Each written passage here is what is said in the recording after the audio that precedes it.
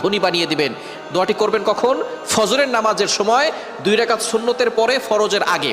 মনে রাখবেন, আজানের পরে, একামতের আগে এই সময়টা আমরা অনেকেই মসজিদে গিয়ে চুপচাপ করে বসে থাকি। আপনি এই সময় আল্লাহর কাছে দোয়া করবেন। এই সময় দোয়া করলে আল্লাহ তাআলা সেই দোয়াটা কবুল করে নেন।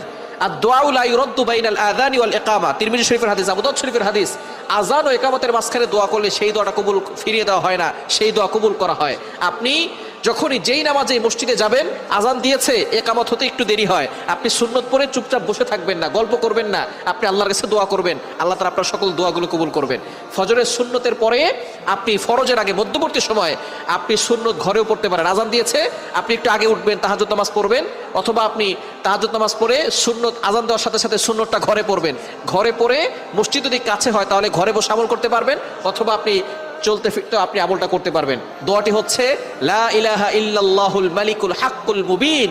এই দোয়াটা যদি আপনি পড়তে